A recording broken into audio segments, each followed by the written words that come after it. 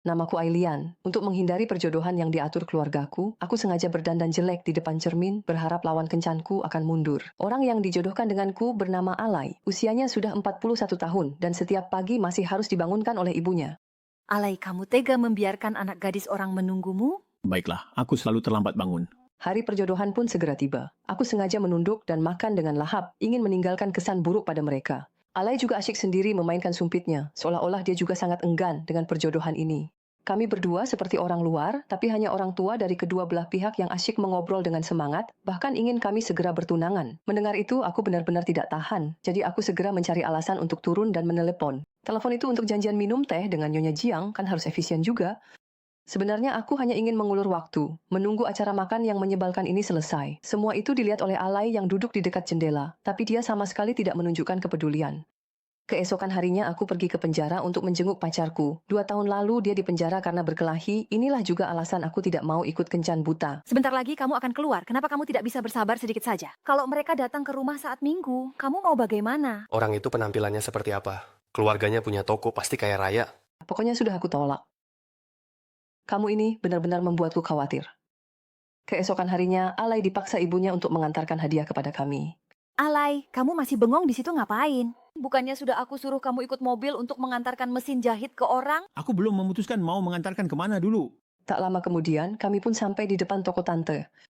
Saat aku melihatnya, aku cukup terkejut, soalnya pertemuan perjodohan kami waktu itu berjalan kurang menyenangkan. Aduh, ini sungguh membuatku sungkan. Ibumu sangat sopan, haha. Setelah itu, tante pun mengajakku keluar untuk menemaninya minum kopi. Ailian, egg tartnya sebentar lagi matang, kamu temani Tuan Jiang pergi minum kopi ya. Aku nggak sempat melayani tamu. Tak lama, kami pun sampai di kafe terdekat. Untuk menunjukkan pendirianku, aku langsung mengeluarkan sebuah novel detektif dan mulai membacanya, sama sekali tidak ingin berbicara dengannya. Membunuh suami sendiri. Aku sudah pernah baca. Kalau begitu, bagaimana aku bisa melanjutkan membacanya? Aku ini demi kebaikanmu. Tulisannya jelek sekali.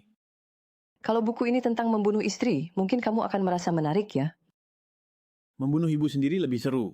Sebenarnya aku ingin memanfaatkan kesempatan ini untuk menyindir Alai yang terburu-buru ingin menikah, tapi ternyata dia cukup lucu. Tanpa sadar malah membuatku tertawa. Setelah keluar, aku sadar kalau Alai ternyata tidak seburuk yang aku bayangkan. Sepanjang jalan kami mengobrol dengan sangat nyambung, dia melihat aku sedang tidak bahagia, jadi dia berusaha keras untuk membuatku tertawa.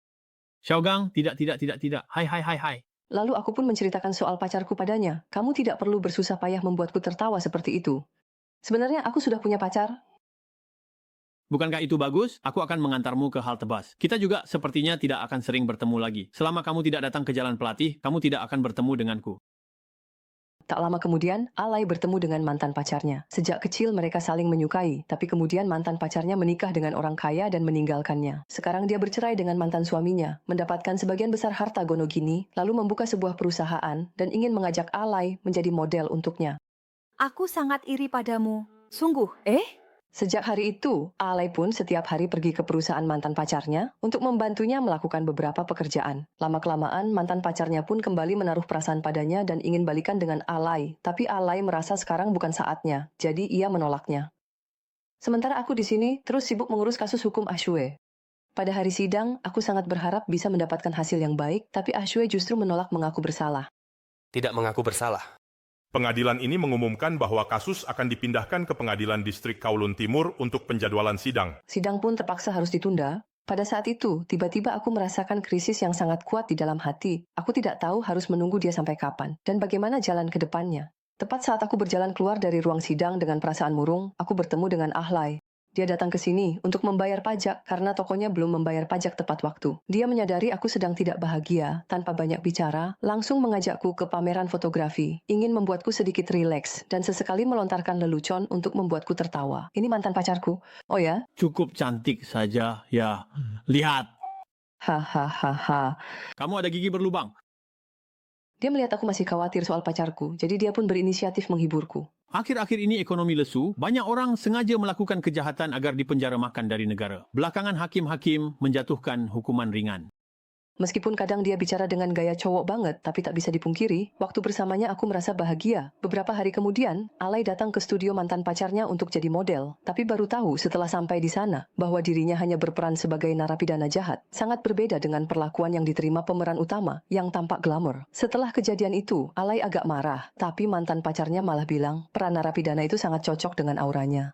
Sekarang ini, pria tipe sial dan murung justru paling laku. Pernah suatu kali, aku merindukanmu. Dia bahkan menceritakan kenangan manis mereka dulu, mengatakan menyesal dengan pilihan di masa lalu, dan bahwa Alay adalah pria yang paling dia cintai.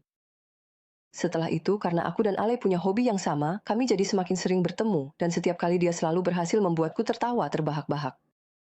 Dalam perjalanan pulang, aku tak tahan untuk menceritakan masa laluku dengan Aksue kepadanya. Orang tuaku meninggal sejak aku masih kecil, jadi bibiku yang bekerja setiap hari. Sejak kecil aku harus pergi dan pulang sekolah sendiri, mencuci pakaian, memasak, dan kalau dibully orang lain, aku juga tidak berani cerita di rumah, takut bibiku merasa aku merepotkan. Pernah suatu kali, ada seorang pria yang memanfaatkan keramaian untuk meraba-raba aku. Saat aku baru mau berteriak, aku melihat pria itu dipukul seseorang sampai mimisan. Saat itu aku benar-benar terharu. Pamanku sangat senang melihat aku dan Alay bisa ngobrol akrab. Kamu suka baca novel, dia juga suka baca novel, kalian pasti punya banyak topik kalau ketemu, hahaha. Paman, ya? Aku sudah berjanji pada ibumu untuk menjaga kamu dengan baik. Kalau aku menikah dengan Ashu, nanti bagaimana aku harus menjelaskan pada ibumu? Ya sudah, kamu cari dia, cari aku juga. Tak lama kemudian ibu dan paman Alay akan mengadakan pesta pernikahan untuk kami. Setelah Alay tahu kabar ini, dia langsung mengajakku bertemu di kafe. Sebenarnya kamu mau bilang apa sih sama aku? Aku dengar, pamanmu itu ya, sudah berdiskusi dengan ibuku soal berapa banyak meja pesta pernikahan yang akan disiapkan. Mendengar kabar itu, amarah langsung menguasai pikiranku. Aku hanya merasa Alay telah menipuku. Dengan marah aku berdiri dan pergi, meninggalkannya sendirian menatapku dengan tatapan kosong. Sejak saat itu, hubungan kami pun membeku, dan kisah cinta yang baru saja mulai tumbuh ini seolah-olah harus berhenti sementara. Tak lama kemudian, akhirnya tiba juga hari di mana Ashu keluar dari penjara.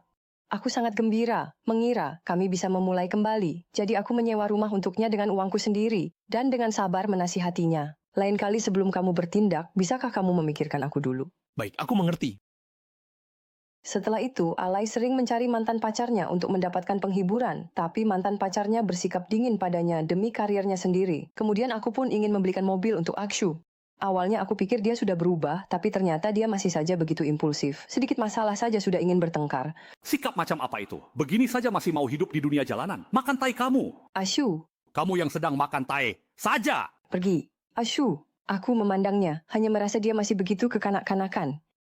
Suatu hari, aku melewati sebuah toko. Kebetulan Ibu Alay melihatku sedang bersama pria lain. Dia langsung memberitahu paman, bahkan bilang aku menipunya soal mesin pengering udara. Orang itu melihat kamu bergandengan dengan pria di jalan, menelepon tante kamu dan bilang kita menipu soal mesin pengering udara. Mendengar itu aku keluar rumah, mengeluarkan uang untuk membeli mesin pengering udara, dan mengembalikannya ke Ibu Alay. Aku sudah membeli yang baru dan mengembalikannya pada kalian. Setelah itu aku pergi dan Alay mengikuti di belakangku.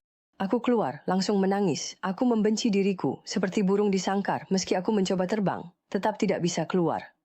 Dan semua itu dilihat dengan jelas oleh Alay. Saat itu juga, Alay tampaknya menyadari perasaannya. Malamnya, dia mencoba menghibur mantan pacarnya seperti biasanya dia menggodaku, tapi mantan pacarnya merasa dia seperti orang bodoh. Di sisi lain, aku dan Ashu memang tinggal di bawah satu atap, tapi kami sibuk dengan urusan masing-masing dan tidak saling mengganggu. Sementara gairah yang dulu pernah ada sudah hilang. Hari-hari berlalu datar, tanpa gelombang, dan Ashu tidak mengerti perasaanku. Akhirnya aku memberanikan diri untuk mengatakan isi hatiku pada Ashu. Aku benar-benar lelah, aku sudah tidak sanggup lagi. Kamu sudah tidak mencintaiku lagi. Setelah itu, dia pun menghancurkan barang-barang di rumah sampai berantakan. Tiba-tiba, suatu hari, Ibu Alay mendadak dirawat di rumah sakit karena sakit. Saat dokter menanyakan usia ibunya, Alay malah terdiam di tempat, tidak bisa menjawab. Dia itu ibumu, kan? Bukan, dia biasanya memang tidak mau memberitahu orang usianya. Jadi usiamu berapa? 41 tahun. Kamu saja sudah 41, masa ibumu tidak menua? Saat itulah, dia baru mengerti mengapa ibunya begitu cemas mendesaknya untuk menikah. Dia sudah berusia lebih dari 40 tahun dan tidak tahu berapa lama lagi bisa menemani ibunya. Malam itu, Alay bermimpi. Dalam mimpinya, dia berada di penjara. Ayahnya yang telah lama meninggal membukakan pintu penjara untuknya, lalu membawanya keluar. Istriku, benarkah ibu akan meninggal? Kalau dia benar-benar meninggal, kamu juga akan terbebas, jadi orang bebas.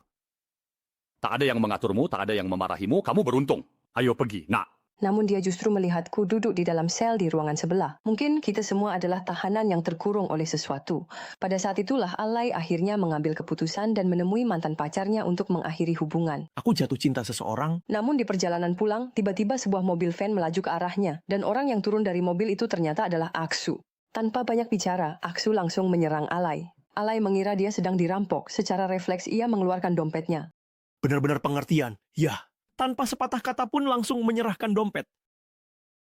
Kamu ini laki-laki atau bukan? Kamu ini laki-laki atau bukan? Kenapa kamu begitu tidak berguna? Bagaimana kamu bisa melindungi Ailian? Setelah Alay sadar itu Aksu, ia melawan, tapi akhirnya tetap saja dikalahkan dan terjatuh ke tanah oleh Aksu. Aku tahu bagaimana cara melindunginya. Mengerti? Kamu bisa? Enggak. Setelah mendengar kata-kata Alay, Aksu terdiam, seolah-olah ia baru sadar bahwa selama ini ia mengabaikan perasaanku. Dalam perjalanan pulang, Alay menahan sakitnya. Sambil berjalan ia kagum pada dirinya sendiri yang sudah dewasa. Karena sejak kecil, sedikit saja merasa tertekan, dia pasti menangis. Hari ini, aku dipukul tapi nggak nangis loh. Aku sudah dewasa. Keesokan harinya, Aksu meneleponku. Dia bilang uang hasil penjualan mobil sudah ditransfer ke rekeningku, lalu langsung menutup telepon. Mobil sudah aku jual, rumah sudah aku lepaskan, uangnya sudah aku simpan di rekening bank kamu. Sejak itu, dia benar-benar menghilang dari duniaku. Suatu hari aku pergi ke dokter gigi, dan dokter bilang ada satu gigiku yang berlubang. Kamu punya gigi berlubang? Tiba-tiba aku langsung teringat pada Alay. Ternyata aku memang benar-benar punya gigi berlubang. Sementara itu, di sisi Alay, ibunya juga berhasil keluar dari rumah sakit, dan di usia itu, ia kembali menemukan cinta sejatinya. Di pernikahan ibunya, Alay melihat senyum bahagia yang terpancar di wajah ibunya, dan tiba-tiba ia teringat padaku. Kehangatan yang pernah ada di lubuk hatinya tiba-tiba membanjiri perasaannya, dan ia memutuskan untuk berani menghadapi perasaannya sendiri. Pada hari hujan deras itu, Alay melangkah menuju kedai kopi kesayangan kami, sementara aku, seolah-olah ada ikatan batin, sedang duduk diam di sudut tempat kami pertama kali berkencan, seakan-akan selalu menunggu pertemuan takdir itu terjadi lagi. Sudah kuduga, kamu memang ada di sini. Aku tidak tahu seperti apa masa depan, tapi pada saat itu, aku tahu kami berdua telah dengan berani melangkah maju untuk mengejar kebahagiaan kami sendiri. Gigiku sudah tidak berlubang lagi.